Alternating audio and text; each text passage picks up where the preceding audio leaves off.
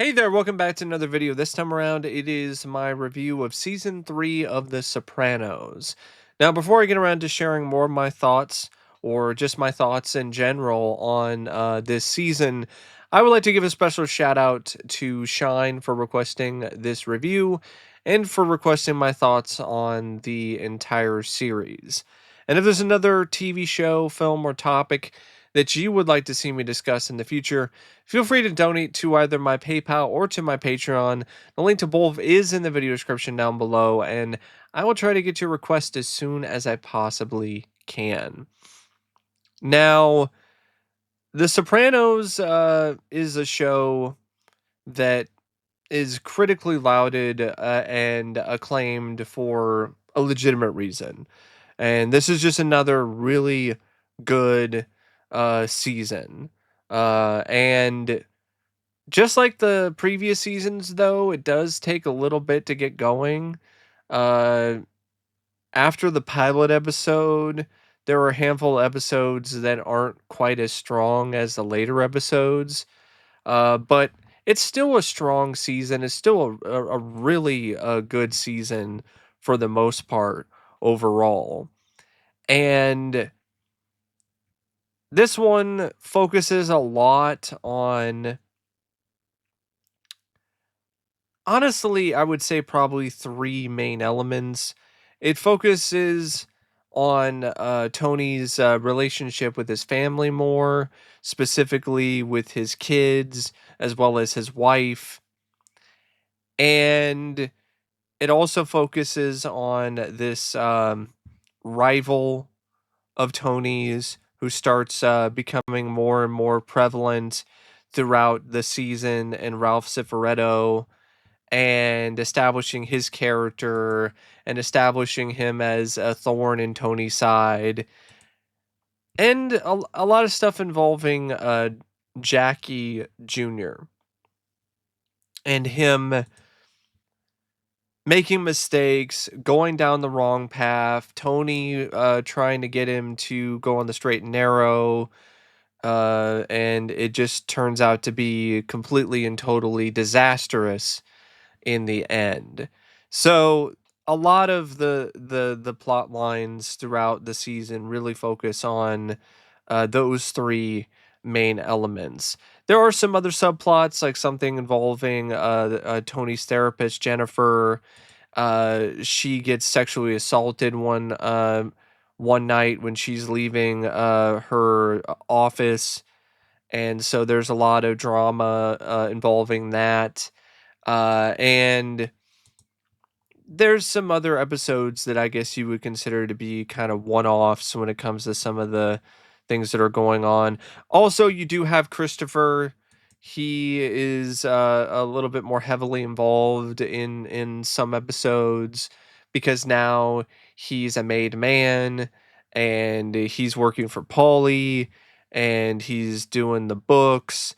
He's doing the sports betting, and so there's a pretty cantankerous relationship that's built between Paulie and Christopher throughout the season. And early on, it's also established that Tony is still under investigation, and the FBI is trying to get recordings of him, and that honestly ties into the pilot episode as well as some of the other episodes throughout the season. The finale definitely does expand upon this with a new undercover agent that's built up, who's going to befriend Adriana and try to get her to become an informant.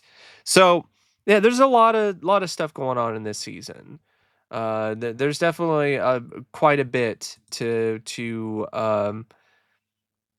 sink your teeth into, so to speak, when it comes to different sort of plot points and character moments. Uh, and speaking of character moments, I mean the cast, it's pretty much the same when it comes to the main players. James Gandolfini as Tony Soprano, Lorraine Bracco as Jennifer Melfi, Tony's therapist, Eddie Falco is Carmela, Tony's wife. Michael Imperioli is Christopher Moltisanti, Tony's cousin. Dominic Chauncey is Junior Soprano, Tony's uncle. Stephen Van Zandt is Silvio Dante. Tony Sirico is Paulie. Robert Eiler is Anthony Soprano. Um, Jamie-Lynn Sigler is Meadow Soprano. You do have Nancy Marchand as Olivia Soprano, but only in like one episode. And I think it might be I don't think it's the pilot episode. I think it's the second episode or the third one. You have Ida Turturro, who's back as Janice Soprano. You have John Ventimiglia as Artie. You have Federico Castelluccio as Furio again. Stephen R. Shrippa as Bobby Bacalari. Um, Catherine Narducci as Charmaine. And a newcomer in Joe Pontliano as Ralph Cifaretto, who is established as a pretty formidable threat to Tony Soprano here. And that's definitely expanded upon more in, I think, season 4. But the building blocks are built here when it comes to that particular character. And you also have Jason Serbone, who plays Jackie Jr. He also has an extended role in this season because at a certain point, he actually starts dating Meadow, and he's more involved in Tony's life uh, because of that. Now, the first episode of season 3 is called Mr. Ruggerio's Neighborhood. And this one's directed by Alan Coulter, written by David Chase. And this is one of my favorite episodes of this season, mainly because of the FBI and just the whole thing of them trying to bug this lamp in Tony's basement so they can, wiretap, and so, they can get recordings of him talking to his men so they can use it for potential incriminating evidence in a trial. And it's this race against time sort of thing where, oh, they gotta get in there, they gotta break into the house real quick, turn off the security alarms, get into the basement, plant the lamp. Oh no, the maid, she's not going according to plan. Oh no, uh Tony's wife, Carmela, she's on her way back early from whatever errand she was on. Oh, we gotta stop. We gotta stop real quick. We gotta get out of there before we get caught. And they eventually do plant the lamp with the bug in it at the end of the episode.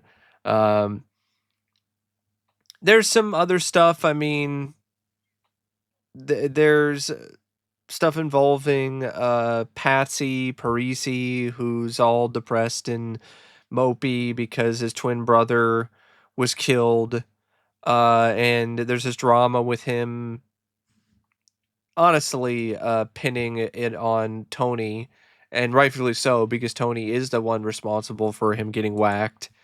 So there's some drama between the two of them in this episode, and it actually escalates to the point where he gets drunk and stumbles into Tony's backyard and starts pointing a gun at him, but he isn't able to follow through with it. Instead, he just pisses at Tony's pool. And so yeah, I like that episode. I think it's a good starter.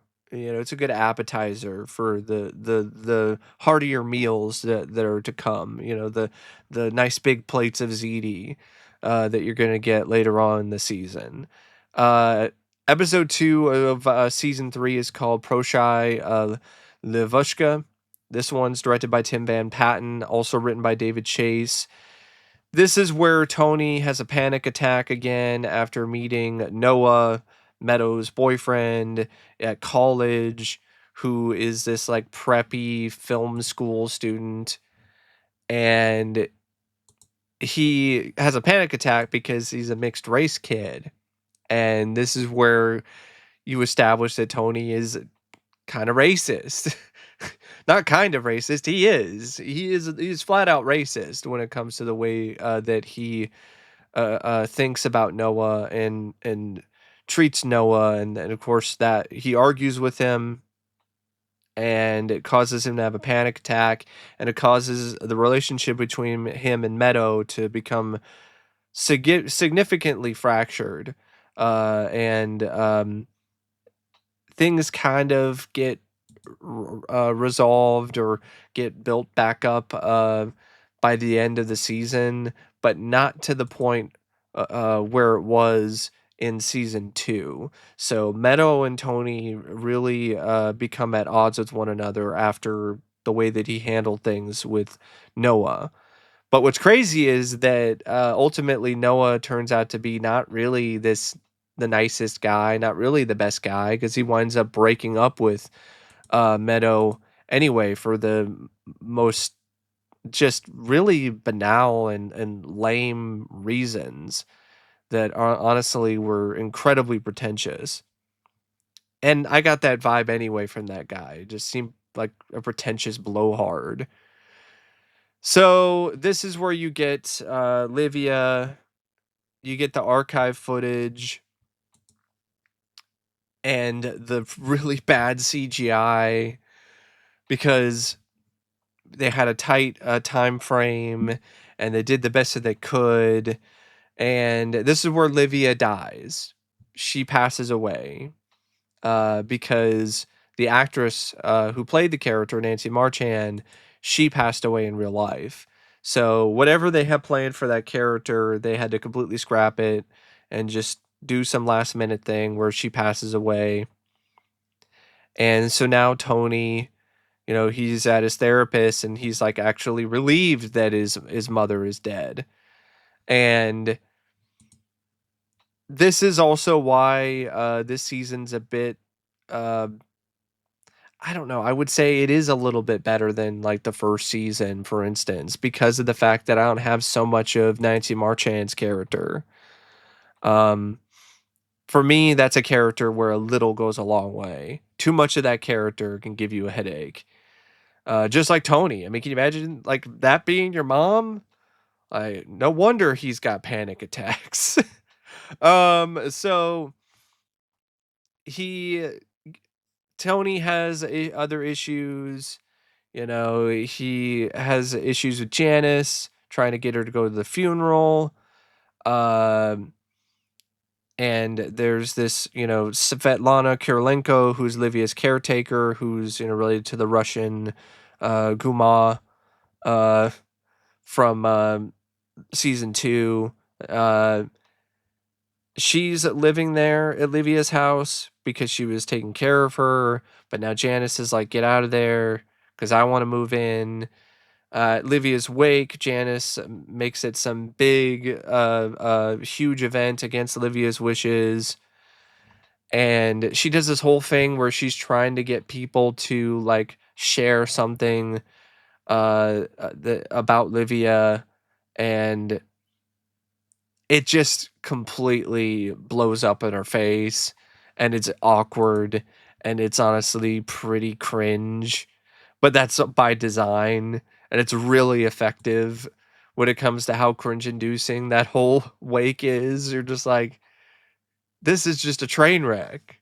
It turns into an absolute train wreck. And then Carmela and her father start insulting Livia because of the strain that she put on their relationship. And so that just turns the wake into an absolute clusterfuck. And I like the ending in this episode where Tony watches the film The Public Enemy and then tears up when the mother in that film expresses excitement about um, her mobster son coming home from the hospital. Which, if you've seen the film, he he's not coming home from the hospital alive. So that just kind of, I guess it touched a nerve. It touched a nerve for Tony, and brought up some bittersweet memories. And so that was a nice little moment to see Tony actually be a little more vulnerable after the death of his mother. Episode 3 is called Fortunate Son. This one is directed by Henry Bronstein, and written by Todd A. Kessler. And this one deals with Christopher, and this is when he gets made, and this is him dealing with all the problems that come with that, having to work for Paulie, having to kick up certain amounts of money to Paulie, uh, getting used to making the bets and getting everything set up with the sports betting, and then realizing that sometimes you can make a bad bet and then put you in a hole, and then you have to pay off Paulie, and it just leads to a lot of learning experiences for Christopher. Jackie, he's trying to get into the game despite his father's wishes when his father was still alive. So he tips Chris off to a benefit concert at the college that he can rob. Tony's pissed off because he's like, "You involved Jackie. I don't want Jackie involved." And when you look at the finale of this season and what occurred in it, it's honestly a pretty prophetic. If you think about it, because Tony had the right idea to get Jackie as far away as possible from this life. This is also where you get more stuff with Janice just being an absolute fucking bitch. Like, she steals Svetlana's prosthetic leg because she wants to get her mother's record collection from Svetlana, because Olivia gifted Svetlana the records, and Tony tries to, be peacemaker, but that doesn't work out because he encounters Irina, her cousin, who was, his former mistress. And then he has another bout of anxiety while he's looking at some meat from the refrigerator. Talks to Melfi and explains that as a child he saw his father chop off the finger of the owner of a deli called Satriale's, and that's when he had his first panic attack after seeing his parents dance when Livia became excited over the meat. So that was a nice bit of depth for Tony. Good little flashback there. Get to see Tony as a kid, see his parents again, see the first panic attack that he had, see where the panic attacks all began. Um, Melfi realizes, of course, through that session, that when Tony pulled the meat out of the fridge after his fight with Noah, it establishes a connection between meat and his anxiety, which sucks because he eats a lot of meat. And AJ, he gets made defensive captain of his school's football team after he forces a fumble and recovers a fumble in a game, and a pretty crucial big game for the football team.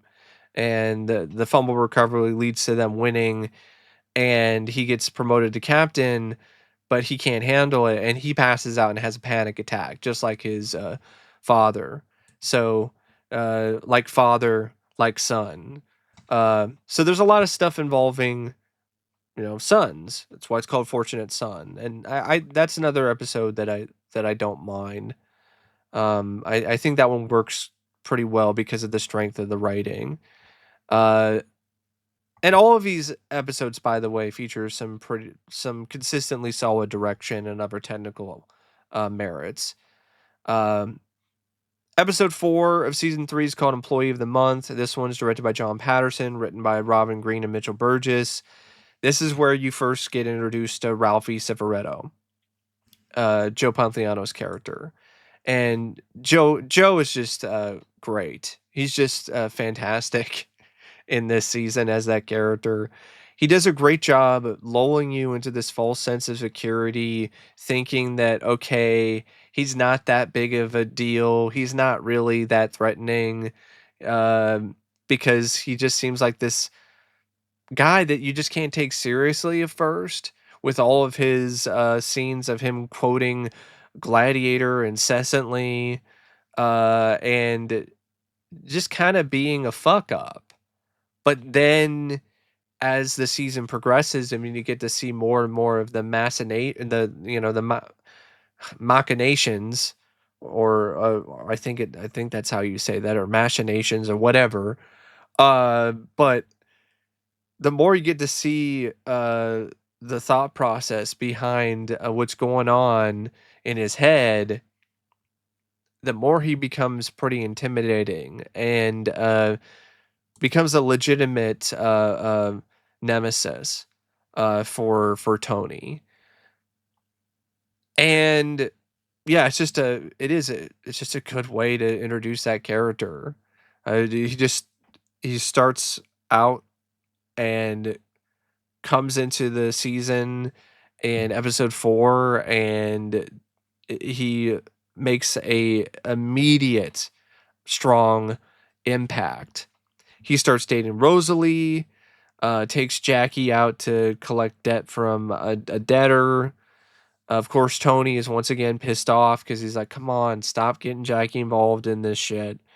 So he actually passes over Ralphie for Capo and gives it to this guy named Gigi. This is also the episode where Janice gets her just desserts for stealing Svetlana's leg, where the Russians show up and beat the crap out of her and force her to get Savannah's leg. Um, this is where she also turns to God. She becomes a Christian, and that leads to her finding this boyfriend later who's a narcoleptic, who is one of the more underrated comedic characters in this season and in the show. Um, and this is where Melfi gets sexually assaulted, and it's called Employee of the Month because the guy winds up getting released because there was a mistake with chain of custody, and she goes to eat at a fast food shop, and then she sees the guy who raped her on the wall because he's the employee of the month. It's like some employee of the month for sure. Uh, this is definitely an episode that features some of Bracco's best acting in this. Um, and some really trippy, cool direction, like during the dream sequence that Melfi has, where a Rottweiler saves her from the rapist, and there's like a soda machine, and it's just a really trippy, surreal sequence. And I really like the way that it was shot and edited.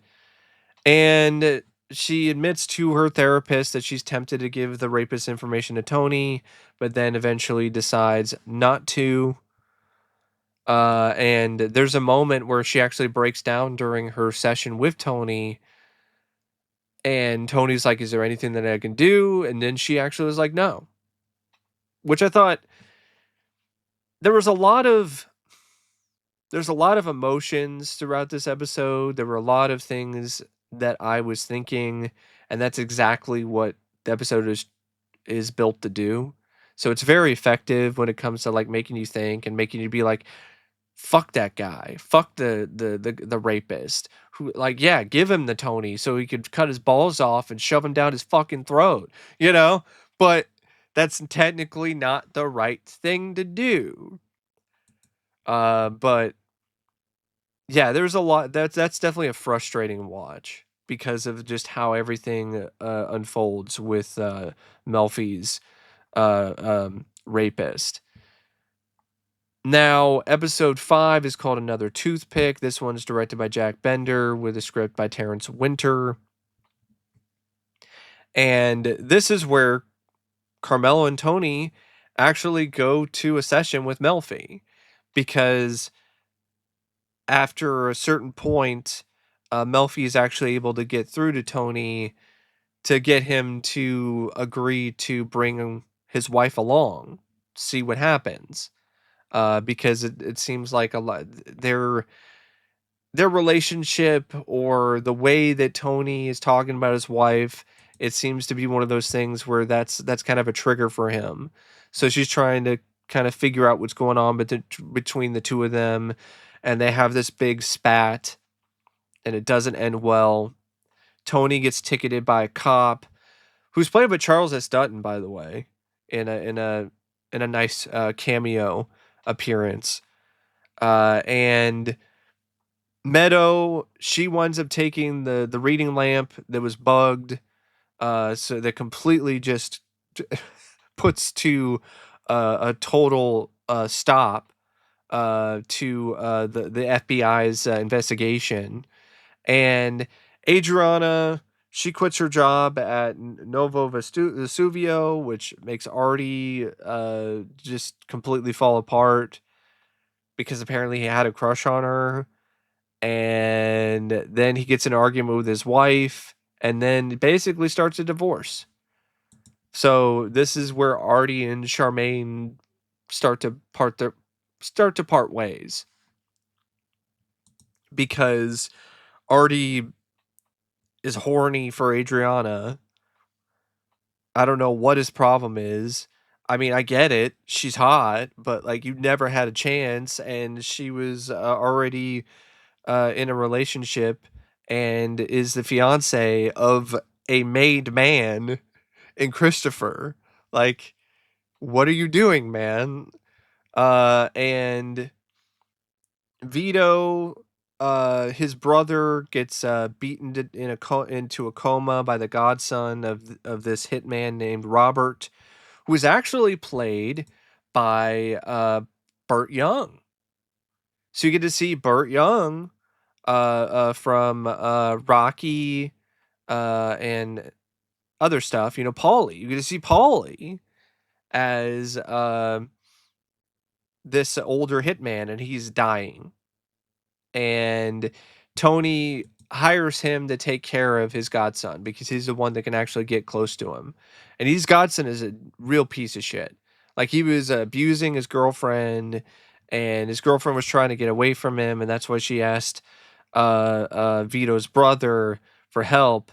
And then the guy just comes in with a golf club and just beats the ever loving shit out of Vito's brother and puts him into a coma. And Burt Young, he does the whole thing, where he's like, he's like dying and he's coughing up blood, and it's a really good performance by him. And of course, there's drama with Robert's son, who's like, "What are you doing? Like, why are you making my father do this? This is humiliating."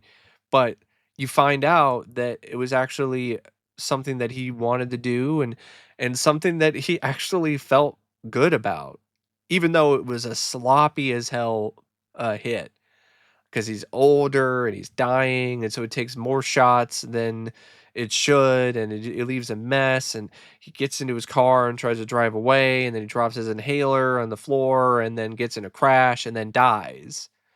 But he died doing a job. He died feeling like he did something that had some legitimate merit, for the mob. And that even leads to him like smoking a cigarette after he took out the two guys. He took out his godson and his godson's friend at the house, at his godson's house. And it's it's such a moment of chaos, and I love it. Burt Young just smoking a cigarette, and coughing, there's just blood everywhere. And the cop that pulled Tony over, he actually is involved later on in the episode because he was demoted. He's no longer a cop. So he's working as some guy at some kind of home and gardens place. And Tony actually tries to offer him some money, but he has strong convictions, and he's like, "No, I don't want your money." And this is also when the stomach cancer diagnosis of Junior is revealed. Episode 6 is called University. This one is directed by Alan Coulter. Features a story by David Chase, Terrence Winter, Todd A. Kessler, Robin Green, Mitchell Burgess. Teleplay by Terrence Winter and Salvatore J. Stabile. Uh, this is another one that I would say I liked quite a bit because this shows a side of the Bada Bing that you don't really see throughout a lot of the other episodes, or honestly in any of the other episodes that were in the show up until this point. And you have this this actress named this she's not an actress. This character named Tracy, who is played by this actress named Ariel Kiley, and I think she did an awesome job playing this character. It's a difficult role. She plays a stripper at the Bada Bing, who is clearly just fresh out of high school, maybe 18, 19, barely, but, as close to jailbait as you can possibly get. She even got braces, and she's having sex with Ralphie, and she's trying to form this friendly relationship with Tony, but he doesn't really want anything to do with it at first. He's like, I don't want your charity. I don't want your gifts. Leave me alone. Like, that's not what this is for. Just focus on your job. And he ultimately, though, really feels for this girl because Ralphie starts to just become more and more just belligerent at the Bada Bing.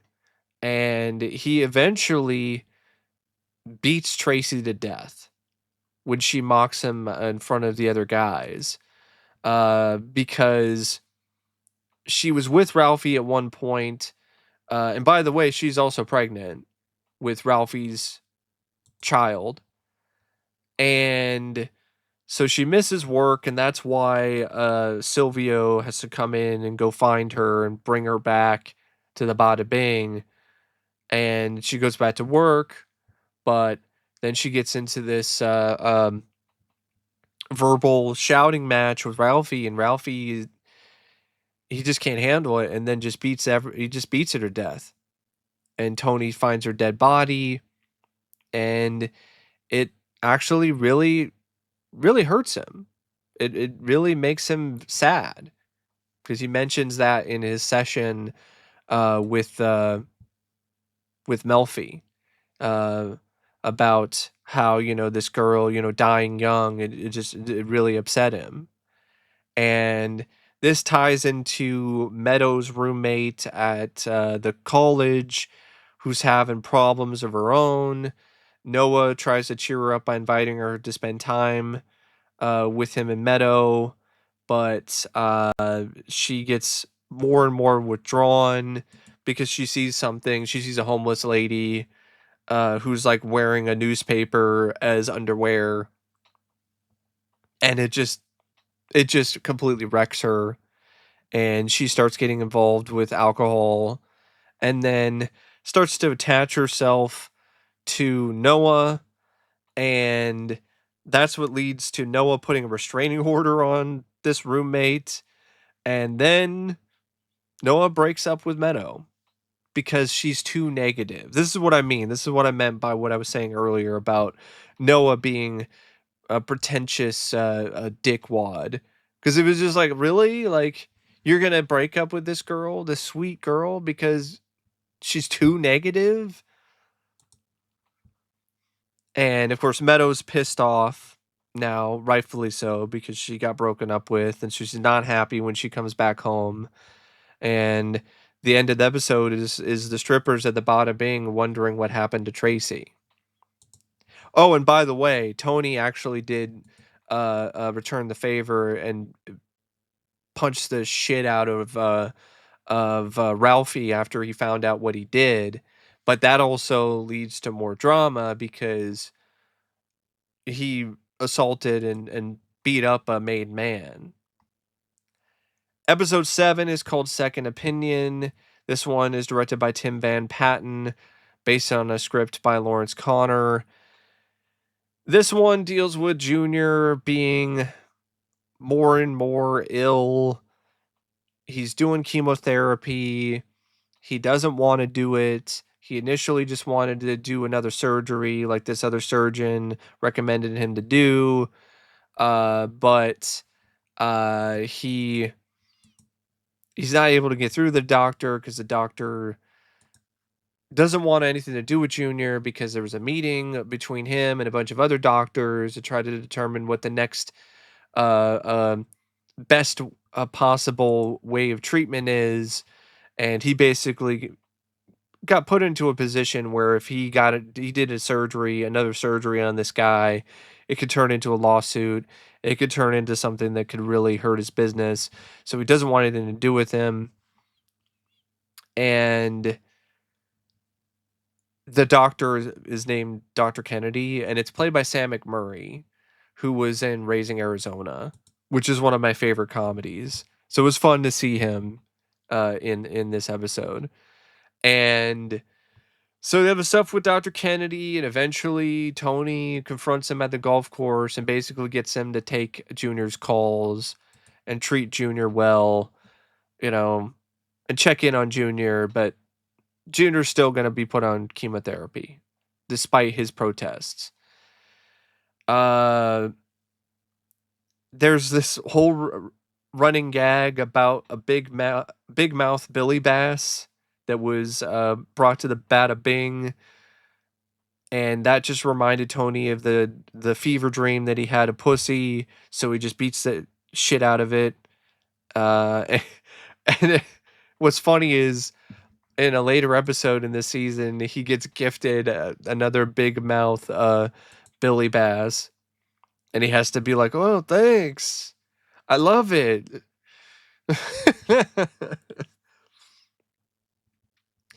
Tony, he learns that Angie is struggling, uh, um, Pussy's wife, but then he sees that she's got a new car in her driveway, and then decides to just bust it up with a bat, and then warns her to only come to him for money, because she starts asking Carmela for help, and she's trying to say, "Oh, my dog is sick and my dog needs this," but it's just a front. It's a bunch of BS, because she doesn't need that at all. Like she literally she has enough money to buy this car.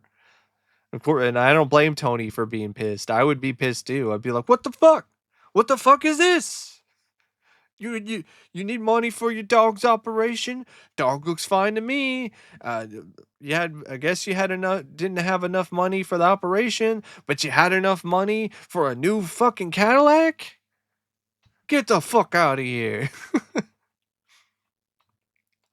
And Melfi winds up referring Carmela to a different therapist, who actually recommends that she take her children and leave Tony because of what Tony does. And he doesn't even want to take any payment from Carmela because he considers it to be blood money. And this is where Carmela informs Tony that she promised money to Columbia, the college. And he was like, and Tony's like, I don't want to do it. And then he's like, "Oh, fine, I'll give you $5,000," because we did $5,000 for the high school with 5,000, and then Carmela just keeps pushing. It was like, "Fine, 10,000. That's it." And eventually, Carmela is like, "No, I want the 50,000." And eventually, Tony relents and donates the $50,000 to the college, because he genuinely does love his wife, even though he cheats on his wife. Because that's what happens later on in this season. Like, he gets another mistress. Episode 8 is called He Is Risen. It's directed by Alan Coulter, written by Robin Green, Mitchell Burgess, and Todd A. Kessler. This is where Meadow and Jackie start to become an item. Ralphie he winds up getting more and more on Tony's bad side because he doesn't respect Tony.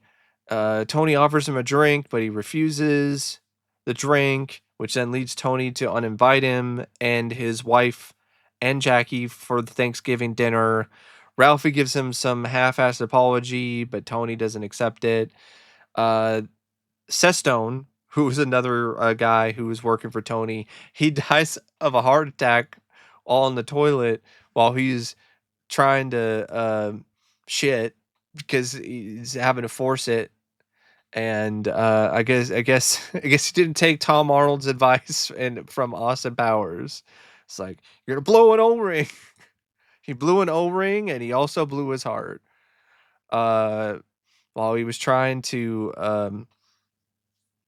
get out that get that turd and show that turd who's boss.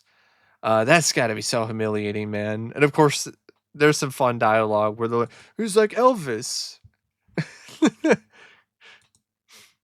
Because Elvis died on the toilet as well. Tony, because of the fact that Sestone died suddenly, there's no one else that he can really turn to. He then decides to reluctantly appoint Ralphie as capo. Um, and you could just see and just sense and feel the bad blood and the vibes between the two of them. Even at this moment where Tony's like, "Yeah, you're capo." It doesn't really seem like there's respect there though between the two. Um, and this is where Tony meets one of Melfi's patients, Gloria Trillo, and this is where he starts another tryst with another woman other than his wife. And I mean, she's quite the smoke show. So I mean,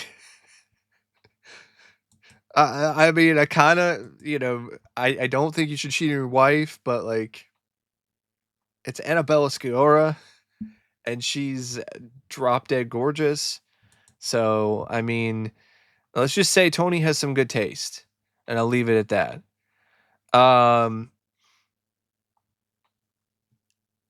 This then leads to some moments where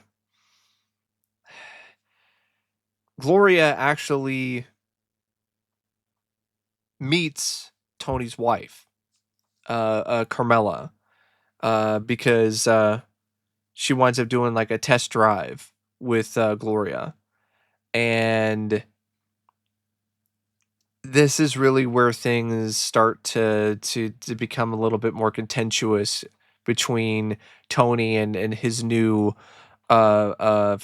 mistress in Gloria, because Gloria is pretty much figured it out at this point. She's figured out that Tony is married, and you'll find out throughout the season that this character is more than a little bit unhinged. There's a reason why she's going to therapy. So in episode 9, which is called The Telltale Musadel, directed by Dan Attias and written by Michael Imperioli, Christopher himself. This one continues to show Tony trying to have this affair with Gloria. They lie to Melfi about their bouts of happiness with each other. But this is also where Gloria is just, she's not quite uh sure about things, and she doesn't really trust Tony because she's pretty much already kind of figured out what's going on, that Tony's a married man. This is where AJ, he continues to act out at school. He follows his dumbass friends and vandalizes the school pool. The school, because they're a bunch of panty wastes and pussies, they choose not to punish him because of the value that he adds to the football team. Tony, understandably, uh, uh, being annoyed by the lack of consequences, he winds up grounding AJ for a month. Chris takes over a club. He gives it to Adriana to run. She renames it the Crazy Horse. Jackie's drug dealer friend, he's caught dealing and he's thrown out of the club, but Jackie's trying to assure to him that he has Chris's permission, but that doesn't really happen. The dealer just gets his ass beat for all of his trouble. Chris ignores Jackie when he tries to get things settled. Tony catches Jackie in an illegal casino, warns him to be on his best behavior if he's going to continue to date Meadow. He doesn't just catch him; he kicks the shit out of him. And episode 10, this is a filler episode. Like, this is easily one of the more forgettable episodes of the season for me. It's only like 45 minutes, so you know that they didn't have a lot of material here. This is the holiday episode. That's what this is. It's called To Save Us All from Satan's Power. It's directed by Jack Bender, written by Robin Green and Mitchell Burgess. This is a Christmas episode. Christmas with the Sopranos. Yeah, you get to see Pussy in a flashback to when he used to play Santa Claus because Pussy's no longer around, so they have to have a different guy to fill in for Santa Claus. And initially, Paulie and Silvio, um they're trying to get Tony to do it, and Tony's like, "Fuck you, I'm not doing that." It's like, what the fuck do you think you're doing? Like, what the fuck? Like, seriously, I'm not playing Santa Claus. I should bang you right the fuck out for asking me whether or not I should play Santa for Christmas. So they have to find somebody else, so they get Bobby, but he sucks. He's a shitty Santa Claus. And that just makes Tony reminisce about Pussy playing Santa Claus. He remembers Christmas of 1995, and this makes him start to think about this was the time when Pussy was starting to wear a wire and should have known at that point instead of finding out all these years later. Because he was very sensitive about people touching his Santa Claus costume, and starts to piece things together he assumes that the FBI must have turned him on a trip to Boca Raton earlier that year. Bobby takes the role, but he sucks. Like I said, Janice, she starts to bitch more about some pain in her wrist. Tony tracks down the man who beat her and brutalizes him, but that leaves Janice disturbed when she sees a report about it on the news. And I like the bit of writing here where Tony, like when Janice expresses this, he's like, "Oh fuck! Like, there's one more thing I got to do. I got to go beat this guy up. I don't want to do it, but I have to do it because you're my sister, and if I don't stand on business, then you know, no, I'm not gonna get any respect." Um, but you can definitely tell he's annoyed by Janice. And I will admit, having this list that Tony is following throughout this episode, he's got to do all this stuff and all these different things that start to happen that just make things more and more difficult for him throughout the episode is pretty fun. Tony goes to the strip club. He finds Jackie receiving a lap dance. It's actually a different strip club because I think he was initially going to have dinner at some other place, and then he decides to go to the strip club instead. And finds Jackie there. And that's actually when he beat up Jackie. Uh, in the previous episode, he just warned him, but in this episode, he's like, "I've had enough. I warned you once. The second time, you're getting a beating." And Jackie is just a jerk. Like, really, he's a total jerk off. Like, he's a fuck up. Has all of these opportunities. His college is being paid for at Rutgers, and he's just a flake. He's not going to his classes. He's selling X. He's a bad boyfriend. He cheats on Meadow with a hooker, with a total whore. And he just makes really stupid decisions, and it ultimately, by the end of the season, costs him dearly. this is where, Meadow winds up giving Tony the Billy Bass as a gift. And he's just like, yay, thank you so much. I love it. I love it. It's great. It's funny. I hate this fucking fish. Uh, episode 11 is Pine Barrens. This is my favorite episode of this season and one of my favorite episodes of the entire series so far. This is so much fun. It's directed by Steve Buscemi, based on a story by Tim Van Patten and Terrence Winter, and I love this episode because it has this odd couple pairing with Paulie and Chris, where because Silvio's got the flu, Tony has sends Paulie to collect from a Russian who owes them money. He brings Chris along. Paulie starts a fight with the Russian because it's just what Paulie does. And I love that the Russian has like the latest in home stereo tech and like home theater. So like he's got like this state of the art television for the time. He's got like an AVR system and he's got a state of the art universal remote. And Paulie just grabs it and he's like, oh, what is this? And what is this thing? And I was like, it's a universal remote. And I was like, oh, it's fancy. And then the Russian's like, put universal remote down in docking station. And Paulie's just not listening to him. He's just refusing to put the remote back. Instead, he just decides to continue to antagonize the Russian. I was like, oh, this thing. Oh, then he drops it and it breaks, and he's like, "Oops!" And that causes like a fight between the Russian and Paulie, and because Paulie's out of shape and an older guy, the Russian actually kicks his ass.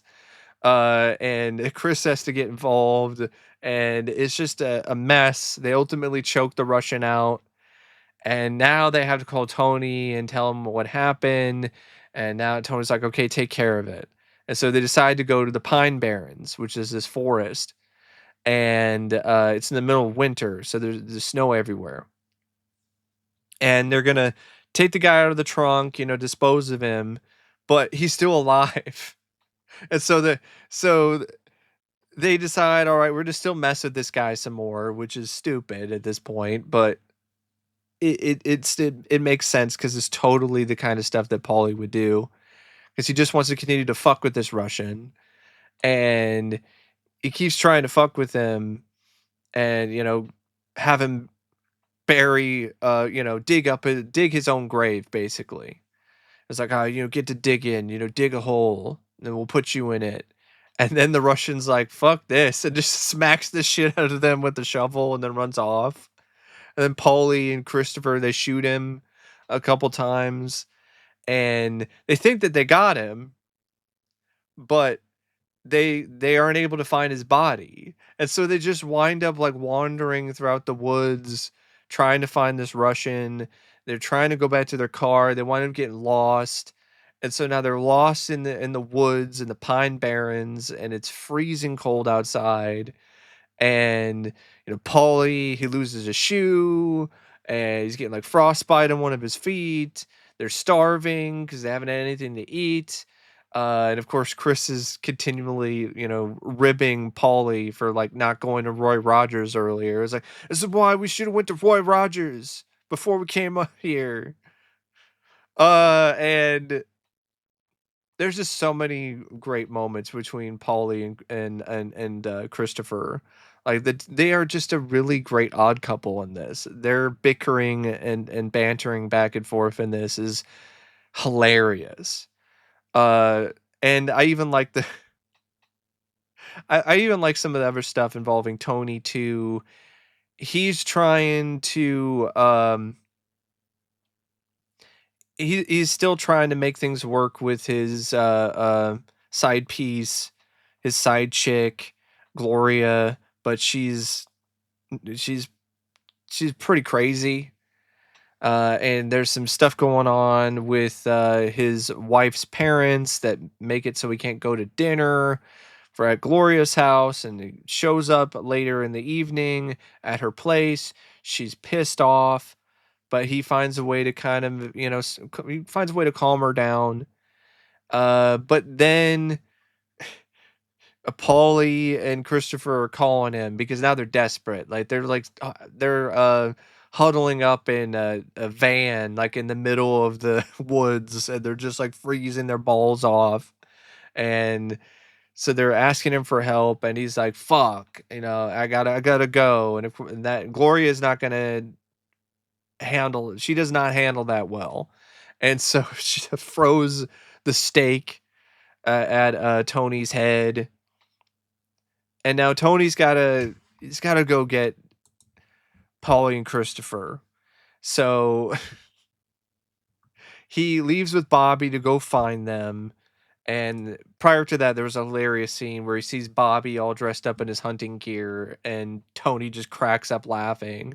And that was actually because the prop team, they found like a giant dildo, and they had the actor who's playing Bobby, they had him wear it, and that's what Gandolfini saw when they did that scene. And so his laughter is genuine, because he just saw this big giant freaking dildo.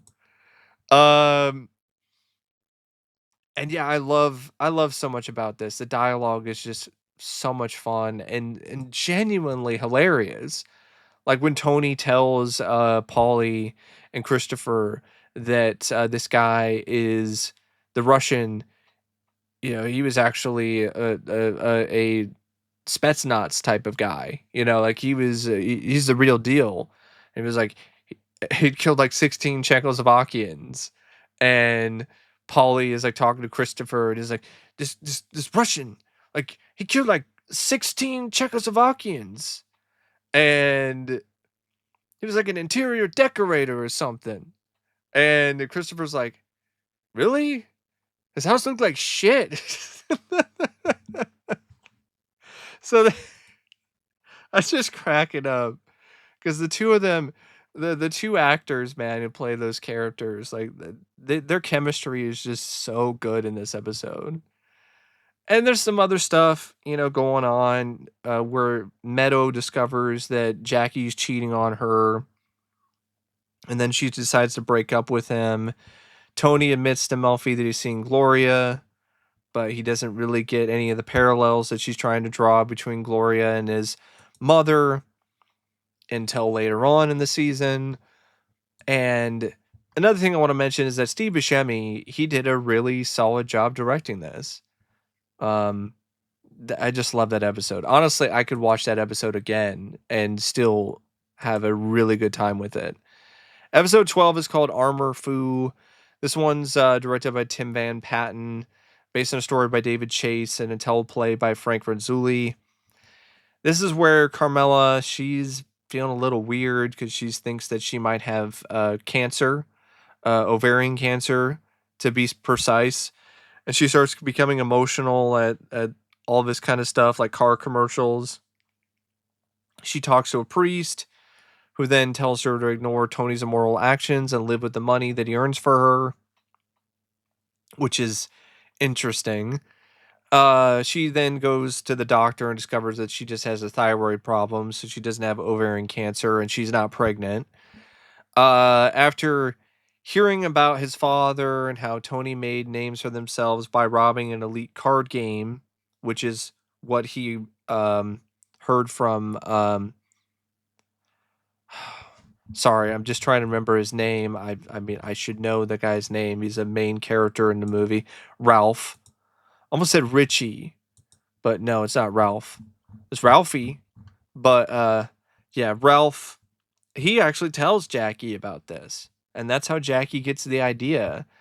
And it doesn't help that Jackie hangs around with a bunch of knuckleheads either. So he decides, all right, well, I'll get my friends and we'll rob this card game. But what he doesn't know is that in the card game, there's several made men that are inside, including Christopher. So they start firing shots. They get shots fired at them. This ultimately winds up really bad because Jackie's some of his friends wind up getting shot and killed by Christopher and some of the other guys because they actually shoot Silvio. Not Silvio. They shoot. Right. It is. Right. It was a Silvio. Sorry, I'm trying to remember. No, they didn't shoot Silvio. They shoot Furio. Sorry, somebody EOs when it comes to these characters. Um, but yeah, Furio. It shoots Furio in the leg, and now Jackie's on the run, and Ralph's thinking about like letting the kid off. So you think, but as you find out in episode 13, the finale, Ralphie is not to be trusted when it comes to his goodwill or him doing the right thing or being a good father. I mean, for one, he's the one that gave him the idea to begin with and didn't say that to Tony. He didn't tell Tony that. And so Tony basically leaves up what's going to happen to Jackie to Ralphie. And Ralphie tells Tony that, he's thinking about giving him a pass. Gloria bumps into Carmela, discovers who her husband is. They wind up calling the Soprano house. And I think she already knew. Yeah, Gloria already knew all of this because there was the test drive scene at one point. Unless that was the test drive with Tony and then they started their whole relationship at that point. And that probably is it. I think this actually might be where uh, Gloria finds out that Carmela is Tony's wife. It's easy to get some of these sort of things mixed up. So I apologize. But this then leads to Tony, going to the dealership, getting physical with Gloria, telling her we're done, we're through, we're over. And no, now that I think about it, no, I know I was right because this is where things escalate even further because Gloria, she actually bumps into Carmela, discovers she actually winds up calling the Soprano house. And that's what leads to Tony going completely even further over the edge where he finds her at the dealership, assaults her physically, and she's still not willing to drop it though, because she calls the house. It seems like she's willing to maybe spill her guts, and so Tony then goes over to her house, tells her that we're done.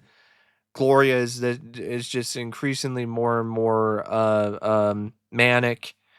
Tries to get Tony to kill her, and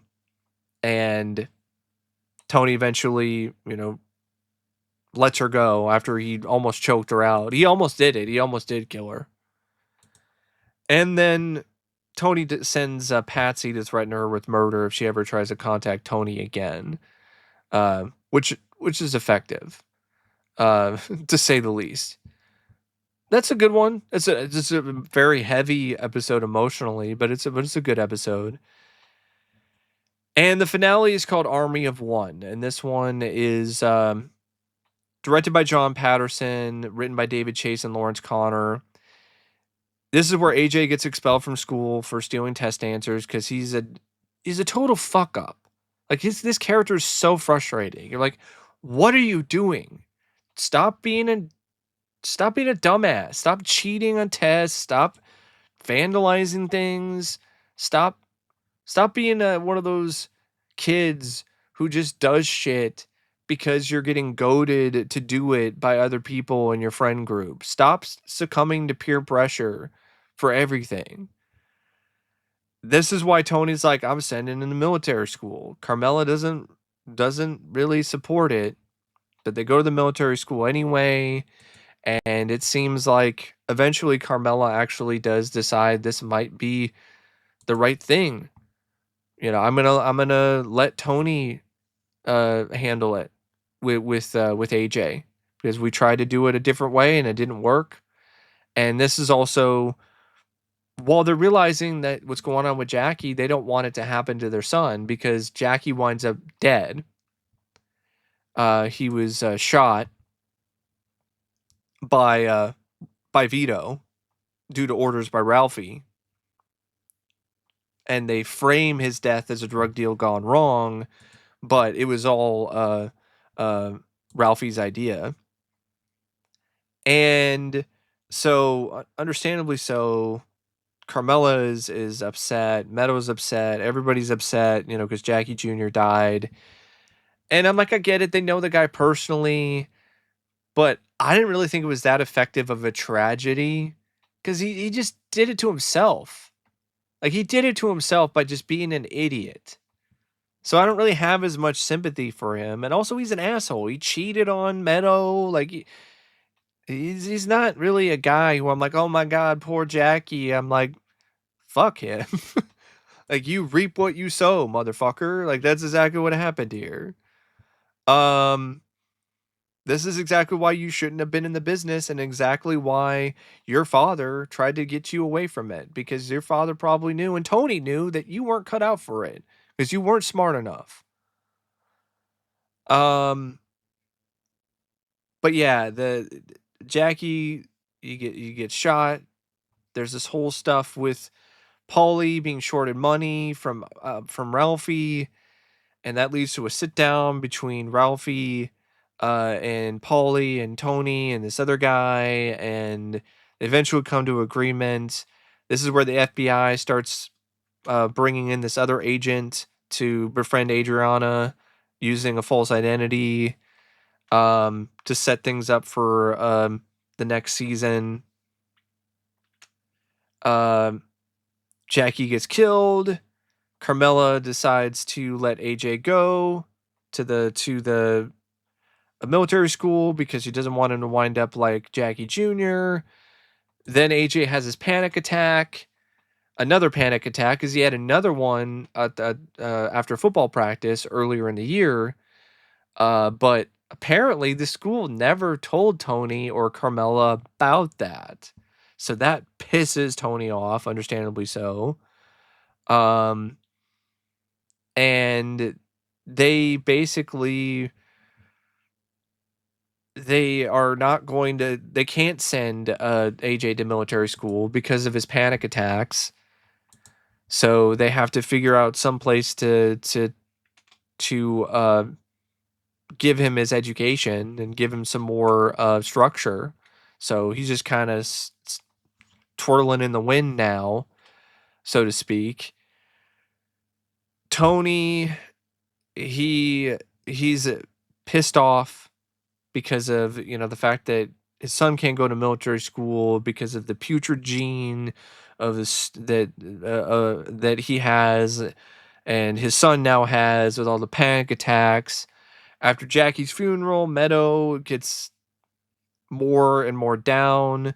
She talks about the drug deal story to Jackie's sister, who has this whole like really ridiculous assumption that he was killed by Italians.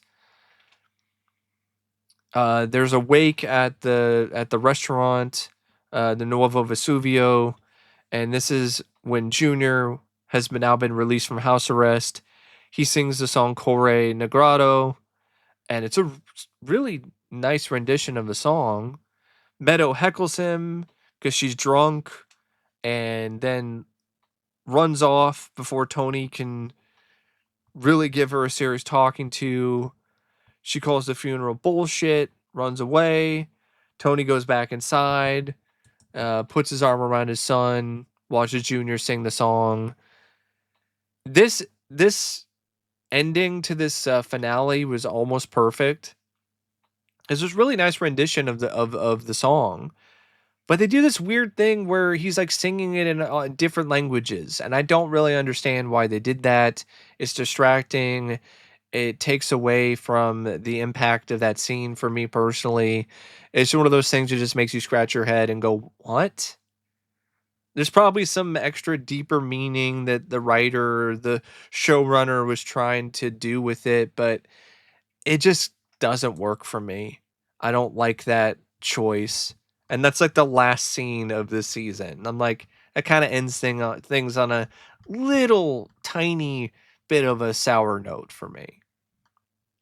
But for the most part, I really enjoyed this season. So I'm really looking forward to season 4 and the rest of the series. Um, haven't really seen a bad season yet.